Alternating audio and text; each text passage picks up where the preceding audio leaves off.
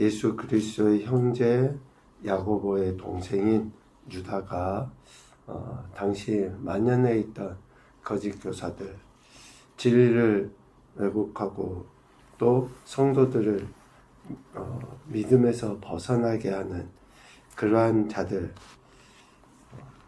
믿음의 도를 위해서 그 거짓 교사들과 힘써 싸울 것에 대해서 권면했죠. 1장 1절에 보면 성도가 누구인가? 하나님 아버지 안에서 사랑을 얻고 예수 그리스도를 위하여 지키심을 받은 자들이 성도다 라고 이야기하죠. 그 성도들은 단번에 주신 믿음의 도를 위하여 가만히 들어온 사람들, 즉 거짓 교사들과 힘써 싸워야 되었다라는 겁니다. 그 거짓 교사들은 4절에 보면 하나님의 은혜를 도리어 방탕한 것으로 바꿔버려요. 또 홀로 하나의 신 예수 그리스도를 부인합니다. 이 부인한다고 하는 것은 교묘한 방법으로 하는 거죠. 뭐 대놓고. 여러분 지금 이 유다서의 수신자들, 그러니까 모든 성경이 그렇지만 특별히 유다서를 받아보는 수신자들은 기본적으로 성도라고 불림을 받는 사람들이에요. 그러니까 예수님을 믿는 사람들, 예수님을 알고 교회 공동체 안에 속해 있는 자들에게 지금 이 편지를 쓰고 있는 거죠. 그러니까 그들 앞에서 뭐 예수님을 부인한다고 하니까 아예 예수님을 저주하면서 예수님을 믿음의 대상이 아닌 것처럼 말하고 행동하는 것이 아니에요. 예수님도 인정해요. 성령님도 인정하고 뭐 다 할 건 다 해요. 예배도 드리고 뭐 기도 생활도 하고 다 해요. 그런데 교묘하게 성도들이 믿음에서 떠나도록 하나님의 은혜를 방탕한 것으로 표현한다든지 또 예수 그리스도를 부인하는 그러한 일들을 일삼죠. 그들과 힘써 싸워야 된다 라고 이야기했던 겁니다. 그리고 오늘 우리가 읽은 하반부의 말씀은 이제 그러한 영적 싸움을 위해서 성도들이 삶의 현장에서 어떻게 더 적극적으로 취해야 될 태도가 무엇인지를 보여줍니다. 하나님의 사랑 안에서 자신을 지키고 또 성령으로 기도하고 더 나아가서는 이러한 거짓 교사, 거짓 진리를 전파하는 자와 또 혹 거기에 미혹된 자들을 긍휼히 여겨서 실질적으로 그들을 구원해내는 삶을 살아야 할 것에 대해서 가르치는 거예요. 이를 위해 먼저 유다는 성도들을 향해서 이렇게 권면합니다. 17절 사랑하는 자들아, 성도들아, 너희는 우리 주 예수 그리스도의 사도들이 미리 한 말을 기억하라. 여기서 기억하다라는 그 말은 마음에서 나오다라는 거예요. 그러니까 사도들이 미리 한 말들을 마음판에 새겨서 그 마음에서 들려지는 소리, 그 말들을 가지고 거짓 교사들과 또 그들의 유혹에 빠져 넘어진 그런 자들을 대해야 한다. 자신을 지켜야 한다. 라는 그 이야기를 하는 거예요. 그러면 사도들이 미리 한 말이 뭐냐? 18절에 보면 마지막 때에 자기의 경건하지 않은 정욕도를 행하며 조롱하는 자들이 있다는 것을 기억하는 거예요. 예수님 때에도 예수님을 파는 자들이 있었고 예수님과 직접 동행하면서도 예수님이 십자가에 못 박히실 때에 어때요? 부인하고 저주하던 제자들도 있었다. 예수님이 죽임 당하시니까 사람들이 뿔뿔이 다 흩어져서 자신의 삶의 터전으로 도망가 버렸다. 두려워했다. 뭐 그런 이야기들이 이미 있었잖아요. 그러니까 예수님 때에도 그런 자들이 있었던 것처럼 마지막 때에는 그런 사람들이 더더욱 더 많을 수밖에 없다는 거죠. 그리고 19절에 이야기합니다. 그들은 분열을 일으키는 자며 육에 속한 자며 성령이 없는 자이다. 성도들의 모임인 공동체 안에서 계속 분열을 일으켜요. 말로. 또 어떠한 행동들을 통해서. 육에 속해 있죠. 성령이 없는 자. 양과 염소의 비유를 주님도 말씀하셨죠. 알곡과 가라지도 한 밭에 있어요. 다 보면 알곡인 것 같고 얼른 보면 양인 것 같이 보여도 양일 수도 있고 또 염소일 수도 있고 알곡인 것 같지만 그 속은 알이 차지 않은 가라지일 수도 있죠. 지금 사도들은 이미 그러한 것들을 다 알고 있었던 거죠. 이제 예수님과 예수님의 가르침을 통해서 그들이 한 말을 기억해라. 참 불행합니다. 누가 불행합니까? 열심히 교회는 다닌다고 해요. 또 나름대로 종교의 행위는 해요. 그런데 오늘 18절, 19절과 같이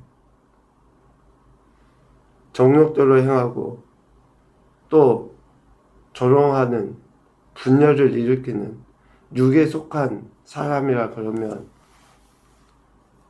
얼마나 안타깝습니까? 성도는 하나님 아버지 안에서 사랑을 얻고 예수 그리스도를 위하여 지키심을 받은 자, 다시 오실 주님의 심판대 때까지 인도와 보호하심을 받고 살아가는 자들이 성도잖아요. 그래서 성도들은 사도들이 미리 한 말을 기억하고 삶의 현장에서 이제 실제적인 태도를 취해야 돼요. 첫 번째, 20절입니다. 사랑하는 자들아, 성도들아, 너희는 너희의 지극히 거룩한 믿음 위에 자신을 세우며 성령으로 기도하라 라고 해요. 거룩한 믿음 위에, 거룩한 믿음. 예수 그리스도로 말미암아 우리에게 주어진 이 믿음은 세상의 것과는, 세상이 이야기하는 믿음과는, 또 거짓 교사들이 이야기하는 믿음과는 차원이 다르죠. 온전히 예수 그리스도를 믿고 따르는 그 믿음 위에 자신을 세워야 한다. 그리고 성령으로 기도해야 한다. 라고 이야기합니다. 오직 복음의 근거이신 예수 그리스도, 그분에 대한 믿음에 의해서 영적 성장을 이루어가라. 자신을 세워라. 이를 위해서 성령으로 기도하라. 즉 성령의 통제 안에서 성령의 뜻대로 기도하라는 거예요. 성령의 뜻대로. 성령의 뜻대로 기도하라. 성령의 통제 안에서 기도하라. 여러분 이런 단어들을 어떻게 이해를 하십니까? 내 기도가 내 자신은 물론 다른 사람들에게도 평안을 주고 위로를 주고 격려를 주고 성령의 역사하심이 드러나는 어떤 은사의 특정한 영역을 뛰어넘어서 성령 하나님께서 우리를 온전히 다스리시고 그 결과가 뭐 어쩌면 성령의 열매라고 표현을 할 때 그러한 결과물들이 일어날 수 있도록 우리가 기도를 하는 거죠. 그를 위해서 해 나가는 거죠. 두 번째로는 21절에서 이야기합니다. 하나님의 사랑 안에서 자신을 지키며 영생에 이르도록 우리 주 예수 그리스도의 긍휼을 기다리라. 20절에도 21절에도 동일하게 이야기해요. 자신을 세우며 자신을 지키며 분명하게 예수 그리스도 안에서 즉 믿음 안에서 이런 성장과 성숙을 이루어가야 되는데 그 기준이 성령으로 기도하는 것이며 또 예수 그리스도의 긍휼을 기다리는 그러한 태도를 취할 때에 성장과 성숙을 이뤄갈 수 있다. 성도들이 거짓 교사들의 그릇된 그 가르침에 미혹되지 아니하고 올바르게 설 수 있다. 싸울 수 있다. 라고 하는 이야기를 하는 겁니다. 하나님의 긍휼하심을 기대하는 거예요. 여기서 기다린다고 하는 것은 기대하는 겁니다. 그 긍휼하심으로 인해 우리가 22절 어떤 의심하는 자들을 긍휼히 여길 수 있습니다. 하나님의 긍휼하심을 기대하고 그 긍휼하심으로 의심하는 자들 거짓 교사에 미혹되어 진리를 제대로 분별하지 못하고 육체에 의해서 살아가고 있는 그들 진리인 복음에 굳게 서지 못하고 흔들리는 자들을 긍휼히 여겨야 됩니다. 그래서 그리스도의 사랑과 진리를 실제적으로 보여주고 그들을 도와주는 이제 더 나아가서 23절입니다. 어떤 자를 불에서 끌어내어 구원하고 또 어떤 자를 육체로 더럽힌 옷까지도 미워하되 두려움으로 그들을 긍휼히 여기는 이러한 삶의 태도. 불은 결국 심판, 지옥 아니겠습니까? 거기에서 건져내는 심판을 당할 수밖에 없는 저들을 긍휼히 여기고 그들을 구원하기에 힘써야 한다라는 것을 이야기합니다. 그러니까 우리가 예수님을 믿고 진리 안에 온전히 서는 것은 우리 자신뿐만 아니라 이렇게 미혹되어져 가는 불의 심판을 받을 수밖에 없는 인생들을 끌어낼 수 있는 그러한 사명까지도 감당하게 되는 것이죠. 전제는 공동체 안에, 즉 교회 공동체 안에 성도라고 하는 이들 가운데에 이러한 거짓과 또 육의 정욕에 빠져 사는 자들이 있다. 그들을 어떻게 경계하며 어떻게 싸우며 또 저들을 어떻게 구원해 내야 하는지에 대해서 유다는 이야기를 하고 있는 것이죠. 그럴 때 결국 우리의 인생이 홀로 영광 받으시기에 합당하신 하나님 아버지 또 예수 그리스도 그분께 찬양과 영광 올려드리는 인생이 될 수 있다 라고 하면서 24절 25절에 권면하고 축복하고 있습니다. 첫 번째 교훈으로 생각을 해보면 성도로서 말씀을 기억하고 기대하는 삶을 살아야 한다. 말씀을 기억하고 기대하는 삶을 살아야 한다. 여러분, 우리의 기도도 하나님 말씀을 기억하고 기도하는 거예요. 우리가 그렇게 하지 못하니까 기도해도 평안이 없고 기도해도 삶의 실제적인 능력이 나타나지 않아요. 그럼 기도하는 사람의 특징이 뭡니까? 문제가 있어도 그 문제에 빠지지 않잖아요. 감정대로 하지 않잖아요. 말씀을 여러분 기억하십시오. 기억한다는 것은 이야기했잖아요. 마음에 새기는 거예요.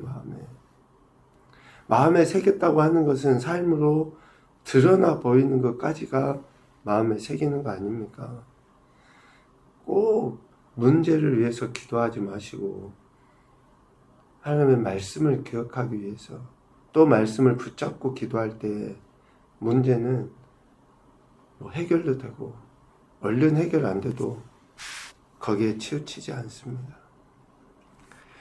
두 번째, 성령의 뜻하심에 따라 기도하고 긍휼히 여기는 삶을 살아야 한다.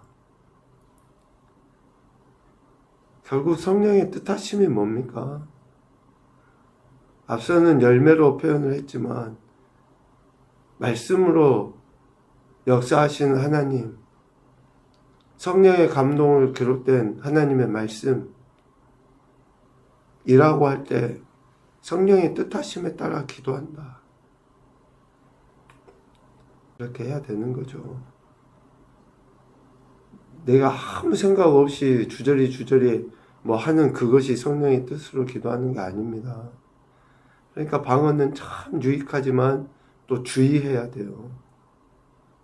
정말로 내가 하나님의 말씀을 의지하고 기도하는지 의식을 할 수 있어야죠. 방언이 엄청 유익해요. 근데 정말 주의해야지 됩니다. 세 번째, 항상 마지막 심판대 앞에 설 것을 생각하며 경외함으로 살아야 된다. 어느 누구든지 언제인지는 모르지만 반드시 죽음의 관문을 통과하고 심판대 앞에 서요. 그때를 생각하면서 내 믿음을 갈무리하고 내가 말씀대로 살아가고 있는지, 성령의 인도하심을 따라서 기도하는지, 이런 것을 생각하며 범사의 하나님을 경외하는 태도로서의 삶을 살아야 한다라는 것입니다. 오실 예수 그리스도를 기다리는 우리가 심판대 앞에 설 것을 생각하며 사는 이 절기를 지키는 것은 참 유익합니다. 오늘도 우리에게 생명을 허락하신 하나님의 은혜에 감사하시고 성령 하나님의 인도하심에 따라 오늘 한 날 주님의 영광을 드러내기 위해 믿음의 선한 싸움을 싸워가는 교화 복된 인생들이 되시기를 주님의 이름으로 축복합니다. 아멘.